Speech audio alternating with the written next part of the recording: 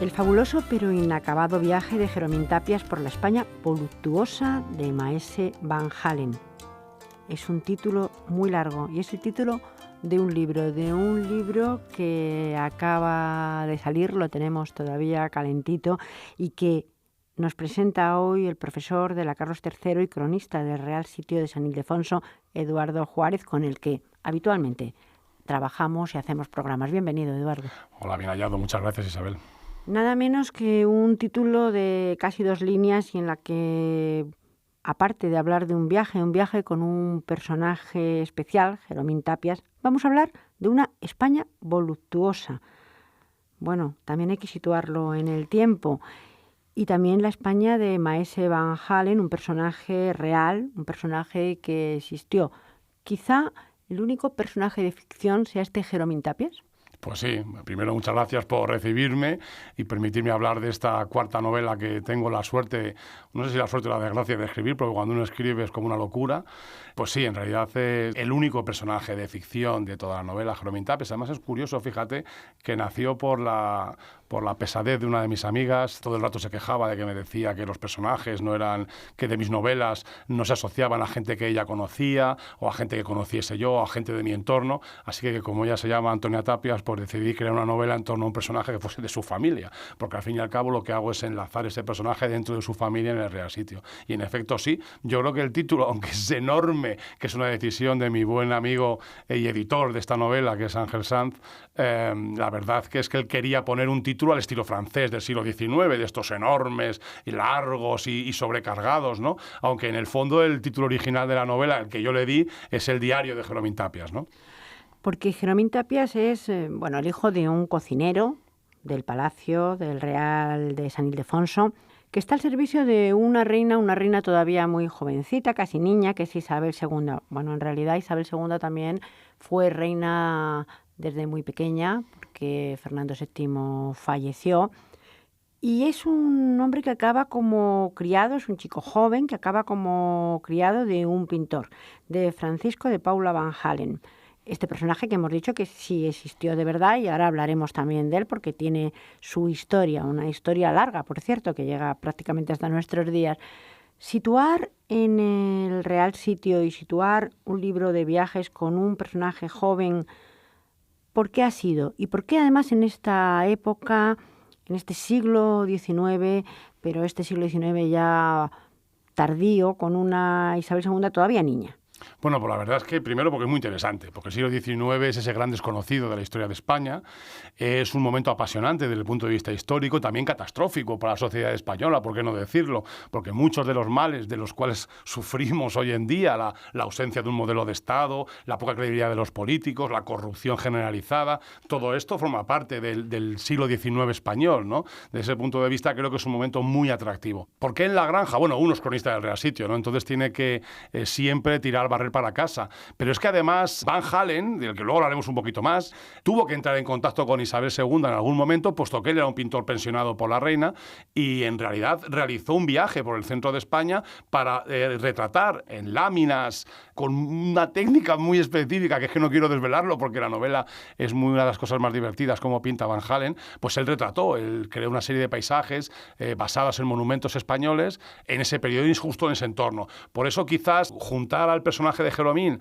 con este pintor joven, creo que partiendo del Real Sitio es un lugar, digo, que es dentro de lo plausible que le pudo ocurrir a Van Halen. Y luego ya a partir de ahí, pues oye, la imaginación del escritor, ¿no? Que se libere y que desaparezca de mi mente el historiador. Un viaje por Madrid, por el Escorial, por Segovia, por Ávila, por supuesto, por el Real Sitio de San Ildefonso, y un viaje lleno de personajes y con mucho humor, porque el libro tiene mucho humor, mucha ironía. La verdad que para retratar el tiempo hace falta también humor. Pues mira, la verdad es que cuando me planteé escribir el Jeromín, es que me gusta llamarlo así, el Jeromín, bueno, cuando me planteé escribirlo dije, ¿por qué no voy a escribir un libro? No he escrito nunca, en mi vida nunca he escrito un libro cómico, ¿no? Un libro que sea de humor, que te puedas reír leyéndolo, ¿no? Que sea una aventura, pues a mí me gusta siempre escribir aventuras, pero que sea una aventura, que sea un viaje, porque me lo impone la editorial, que es una editorial de libros de viajes, pero a la vez que sea cómico, que sea un viaje imaginario, un viaje real, pero también un viaje muy divertido, ¿no? Entonces la idea esencial de hacer este viaje parte por por ahí, ¿no? De buscar el humor, la risa, porque al fin y al cabo, chica, la historia tiende a ser siempre muy seria, muy severa, y hay que reconocer que determinados pasajes reales de la vida de Isabel II son muy cómicos y muy divertidos. ¿Por qué no contarlos en este libro? De eso se trata, ¿no? Lo primero decir, que no lo hemos dicho, que la editorial es Libros de Viajes Interfolio y HG Editores. Esta es la editorial de este libro que vamos a volver a repetir. El fabuloso pero inacabado viaje de Jeromín Tapias por la España voluptuosa de Maese Van Halen. Personajes como Alejandro Dumas, como el general Narváez, como don Francisco de Asís, entonces supongo que Infante, porque todavía no se había casado con la reina Isabel II, de lo que hablaremos también, como el famoso duque de Montpensier. Personajes todos ellos que tuvieron una gran relevancia, pero de los que tenía su lado trágico, al mismo tiempo que tenía su lado humorístico. Yo creo que es una cosa muy curiosa. Por ejemplo, Francisco de Asís.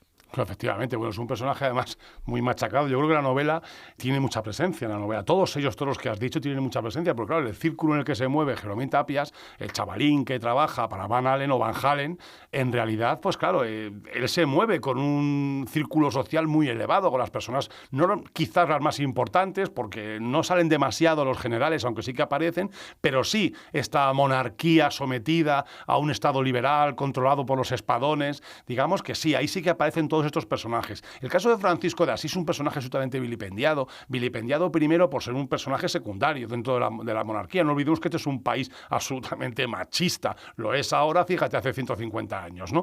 Pero sobre todo un personaje estigmatizado por su supuesta homosexualidad. En realidad él era una persona enferma, él sufría de hipospodias, que es una enfermedad muy compleja. Bueno, hoy en día el niño que sufre hipospodias se le opera y en un par de días está recuperado, pero en el siglo XIX no podías tener hijos, estabas completamente minusvalorado para la práctica del sexo, por ejemplo, y todo esto influyó de grave manera en la imagen que tenía el pueblo de él. Por supuesto, los escarceos amorosos y sexuales de Isabel II, que provocaron aquella serie de dibujos de los hermanos Beckers, de los Borbones en pelota, ¿no?, que tanto escándalo produjeron y producen hoy en día, pues en efecto dejan en una posición tremenda a la persona Francisco de Asís, que se convierte, valga el juego de palabras, en un personaje dentro de la historia de España absolutamente desconocido, aunque sí estudiado por la historiografía, pero muy poco difundido. Hablamos de espadones, nada menos que el espadón de Loja, el general Narváez. Hay otros también, porque el general Bonito creo que también sale, sí. Serrano. Es decir, el libro tiene historia y tiene este personaje que a mí me gustaría entrar un poco en los dos personajes principales. En Jeromín, pero también en el maese Van Halen o Van Halen al que sirve. Bueno, pues la verdad es que él es son los ojos que ven aquello que ocurre. Y es muy interesante, ¿no? A la hora de, eso he intentado, ¿no? A la hora de plasmar lo que ocurre en ese momento histórico, en esa sociedad tan compleja de la monarquía española y sus círculos más cercanos en el periodo de Isabel II, de la joven Isabel II, justo antes de casarse, porque esta novela es justo en el año y medio, 2 años antes de que se case Isabel II. Entonces yo quería poner la visión inocente de un niño.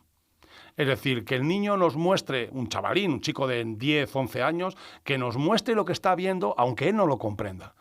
Los escarceos amorosos, las relaciones, los problemas, la política, los viajes, las preocupaciones de Van Halen, todo esto que lo vea el niño, lo plasme en el libro, porque el niño escribe muy bien, pero que a través de su diario podamos nosotros ver más de lo que él ve, comprender lo que él no comprende. En cuanto a Van Halen, Van Halen, que es complicado de decir. Yo creo que hoy en día dicen Van Halen, pero a mí me gusta más decir Van Halen. Me parece más asociado al origen del nombre. Él existió, Francisco de Paula, era hijo bastardo de un general muy famoso de la Guerra de la Independencia, que luego fue general al servicio de Fernando VII, fue uno de los generales, fue el general que bombardeó Barcelona durante las guerras carlistas. Es decir, es un tipo muy supeditado a la fama de su padre. Él, como no podía dedicarse al ejército por ser un hijo natural, un hijo bastardo, entonces se dedicó a la pintura y es un pintor pensionado. El viaje, como he dicho antes, lo realiza. Es una persona muy compleja, según la presento yo en mi novela, evidentemente. Es una persona que tiene que soportar el peso de la fama del padre y el trabajo que ha tenido que desarrollar en su vida, no el que él quisiera. De hecho, las principales obras de Van Halen son obras de retratos de grandes batallas. Una de ellas, por ejemplo, está en el Senado expuesta. Es decir, es un pintor que disfruta mucho de la guerra, está muy asociado a ese pasado de su padre, pero en realidad yo me lo imagino como que no disfrutaba con lo que él realmente hacía. Tampoco los hijos naturales, los hijos bastardos, podían de una manera completa disfrutar de la fama de su Claro. padre. Por lo tanto, tenemos ahí un niño que ve la realidad, que ve la vida, ve los lugares, porque hemos dicho que es un viaje por estos lugares centrales de España, Madrid, El Escorial, Segovia, que también ve, supongo, no solamente personajes, sino monumentos e historias. Claro. Además en un momento en el que no hay esa conciencia que tenemos hoy en día de la protección, del patrimonio, del pasado histórico, todo eso no existe en ese momento del siglo XIX.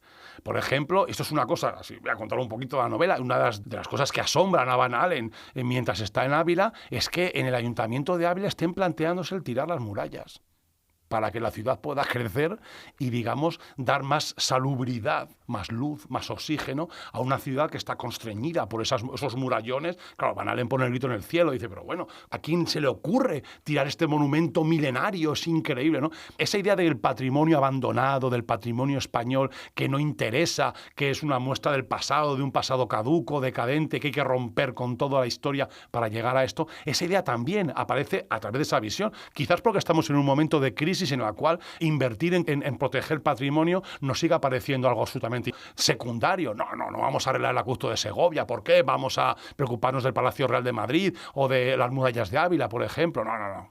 Hay cosas que continúan como en el ADN de un pueblo y parece que no cambian nunca o que cuesta mucho cambiarlas. Nosotros estamos orgullosos de nuestro patrimonio, pero es verdad que cuando se piensa en dinero, cuando de verdad se dice, bueno, es que hay que arreglar esto y eso cuesta tanto. Claro. Estamos orgullosos de una manera, bueno, de aquella manera que dirían los catalanes. Sí, indudablemente. Además, fíjate, por ejemplo, en este periodo es cuando se tira la puerta de San Martín de Segovia, de la muralla de Segovia, que era la puerta principal, donde pararon, por ejemplo, al rey Juan II, el concejo de Segovia y no le dejó entrar, donde tuvo que jurar Isabel la Católica a los fueros de Segovia para poder entrar. Esa puerta la tiraron en este periodo, porque querían abrir la ciudad. Es una cosa absurda, ¿no? Hoy en día, ¿a quién se le ocurre tirar una puerta del siglo XII, del siglo XIII, ¿no? Una puerta de una muralla? Hoy en día hacemos lo contrario, hacemos unos pastiches repugnantes para intentar recuperar aquella barbaridad que existe en este periodo. Y yo creo que la obra de Van Allen, la real, que existe, que está en el Tesoro Bibliográfico Español, conservada, en la España pintoresca e inusual, con sus láminas de todos los pueblos y lugares que visita en esta novela tan divertida que he tratado de escribir, ese espíritu de este es nuestro tesoro, es maravilloso, qué bonita Segovia, qué bonita es Ávila, es increíble el Escorial, todo esto, digamos que era el objetivo esencial de Van Allen. ¿Por qué Alejandro Dumas? Bueno, Alejandro Dumas no viene porque a mí me apetezca, es que vino a cubrir la boda del duque de Montpensier con María Luisa Fernanda, la hermana de Isabel II. Entonces, ¿cómo no meterlo? ¿Cómo no meterlo? Lo que no voy a decir es cómo aparece en la novela, porque es una de las situaciones cómicas, pero cómo no aprovechar la situación de que un personaje de esas características, un escritor tan magnífico, ¿no? Y tan capital para la historia de las novelas, de la literatura de aventuras y de viajes, no poder meterlo en una novela. Y lo meto de una forma, intento, muy divertida. La verdad es que a veces la realidad supera cualquier ficción. Indudablemente. El propio duque de Montpensier, que fue el cuñado de Isabel II y fue una pesadilla para ella porque continuamente conspiraba hasta para ser rey. Luego, sin embargo, fue el padre de la famosa reina Mercedes y esta reina Mercedes se casó con el hijo de Isabel II. Es decir, todo un lío Claro. que visto en una novela, por ejemplo, nos parecería casi imposible, pero fue la realidad de la época también. Sí, indudablemente. Además, es un personaje que a mí no me gusta demasiado. Entonces, cuando uno es historiador, sí, precisamente por eso, ¿no? Uno le gusta a la gente clara. Es decir, eres así, eres así. Entonces, eso que tú acabas de explicar muy bien, es decir, las dudas políticas, en la búsqueda siempre del interés personal del duque de Montpensier, pues es complejo, ¿no? Entonces, en la novela aparece, claro que aparece, es un personaje capital, ¿no? Dentro de la novela. No es un personaje principal, pero aparece repetidas veces en la novela y tiene un protagonismo muy importante. Es un personaje muy relevante de la historia de España, es un personaje muy complejo, pero sobre todo es un personaje que, como tú bien has descrito, que cambia profundamente su parecer, buscando siempre su interés. Efectivamente fue candidato a ser rey cuando se expulsa a los Borbones de España. Es una de las opciones que se rechaza, que por cierto al final se elige a Amadeo I como rey de España. Por cierto, esa decisión casi seguro que se tomó en el Real Sitio, en la casa del general Serrano, que hoy en día es uno de esos cadáveres vacíos de patrimonio nacional que, como decimos, nuestro patrimonio sigue sin tener utilidad. Como curiosidad, Hablamos del Palacio del Real de San Ildefonso y hablamos ya de la época de Isabel II. Muchas veces, Eduardo, hemos hablado de la época de Felipe V unido al palacio. ¿Qué papel tenía en la época de Isabel II el Palacio del Real Sitio de San Ildefonso? Bueno, en lugar de ser el palacio barroco, el palacio escenario, es más el hogar, el lugar de retiro y de descanso de la monarquía. Desde ese punto de vista, digamos que Isabel II transforma profundamente el Palacio de la Granja. No el palacio en sí, sino el entorno, el jardín. De hecho, lo que es la plaza de palacio, que todos conocemos, donde están las dos secuoyas enormes, en donde están ahora, entonces no estaban. Hay una plaza enorme, Isabel II crea un jardín de estilo inglés. Dentro del propio jardín crea otro jardín que es el Potosí, que llamamos, que es un jardín paisajístico británico. Es decir, lo convierte más en un lugar de descanso y no en un lugar de ostentación, en un lugar de poder, que es lo que son los palacios barrocos, ¿no? Por tanto, es muy importante. La galería baja del palacio, que era una galería de estatuas de paseo para Felipe V, se convierte en una sucesión de estancias para uso y disfrute de la reina y de su séquito, ¿no? Además, el séquito que ella trae a la granja es brutal, es muy superior al que traía Felipe V. Venía tanta gente que había que alojarlos en los pueblos colindantes, ¿no? Por tanto, el papel de Isabel II en el Real Sitio es muy, muy importante, por supuesto, en su transformación. Y el lector, porque el lector en este libro tiene que hacer varios trabajos, que nadie se asuste, porque son trabajos interesantes y fáciles. Por un lado, va viendo los personajes, las ciudades, los monumentos, el propio viaje. Por otro lado, se tiene que meter en lo que el diario cuenta, en lo que Jeromín cuenta, y darle un poco la visión del adulto, una visión diferente. Es decir, transformar lo que dice el niño y transformarlo en lo que realmente es. Claro, efectivamente. Yo lo que quería hacer es pues, un truco de escritor, ¿no? Es decir, un truco narrativo. Busco la broma, la chanza. Es decir, es un libro para divertirse. Es un libro para no solo reírse de las situaciones cómicas, que las hay en el libro y las hay a porrillo. La idea es que el propio libro en sí, la propia transcripción, porque esto parte de una transcripción de, bueno, en fin, no me voy a enrollar porque no quiero profundizar demasiado, que luego el editor me regaña. Pero en realidad es que el autor, como tú has dicho, al leerlo diga, pero bueno... Pero niño, ¿no te das cuenta? ¿Pero cómo estás? ¿Pero tonto? Que esa idea, ¿no? Esa idea de juego, de gracia, de broma, sobre todo que se divierta muchísimo el lector. La novela no es muy larga, es una novela corta, que se lee muy rápido, yo creo que se lee para un lector bueno, un lector habitual, se lee en 2 tardes. Es una novela perfecta para sentarse a la sombrita en un castaño, pim, pim, pim, leérsela, echarse unas risas y disfrutar un poquito de aquella España insensata de Isabel II, ¿no? Es curioso porque, claro, la risa está ahí, pero a la vez también surgen estos personajes que te pueden causar interés. Para aquellos que no lo conozcan, pues pueden decir, bueno, ¿y este personaje qué haría en realidad? ¿O qué pintaba en esta época? Claro. Es decir, también puede sugerir búsqueda posterior. Bueno, esa es la deformación profesional del historiador. Uno cuando escribe una novela en sí, yo no las llamo novelas históricas porque me repugna ese nombre, son novelas de aventura. La historia es historia, la novela es novela. Entonces intento coger al historiador y echarle de la habitación. Digo, tú fuera. Tú no estás trabajando ahora, trabaja el escritor. Entonces, siempre hay un pequeño matiz del historiador que te empuja a hacer esto, ¿no? Meter personajes alucinantes de la historia de España para que, como tú bien has dicho, cuando el lector diga, pero bueno, ¿y este duque de Montpensier? ¿Pero qué hizo este tío? O, por ejemplo, ¿quién es este? ¿Y este cocinero? Porque, cuidado, no solo son los personajes históricos, tradicionales importantes, también son los pasteleros, los dueños de los bares, de los hoteles, son personajes históricos. Ahí sí que ha habido una investigación, porque uno piensa y dice, bueno, escribir una novela es muy sencillo. Bueno, es muy complicado, porque ¿dónde compraba los pasteles, por ejemplo, Van Allen en Madrid en 1840? Te pongo un ejemplo. O el propio Jeromín Tapias, que es hijo de un cocinero del palacio. Y ser cocinero de palacio supongo que tendría también su prestigio. No, desde luego, como los cocineros ahora mismo, que tienen un prestigio enorme, pero tendría su importancia. Sobre todo la posición social, la posición de un trabajo fijo, trabajas para la corona, pero también me interesaba mucho ver el tipo de familia y hay un par de pinceladas de cómo es la familia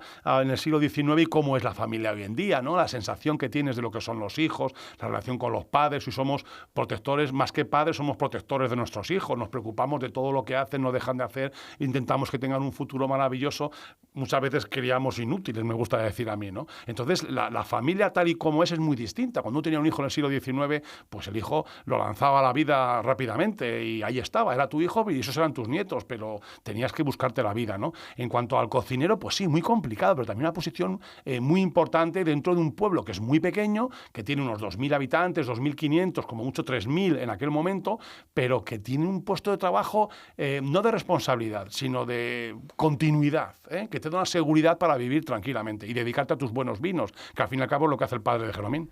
Pues vamos a acabar con el título, este título largo, El fabuloso pero inacabado viaje de Jeromín Tapias por la España voluptuosa de Maese van Halen.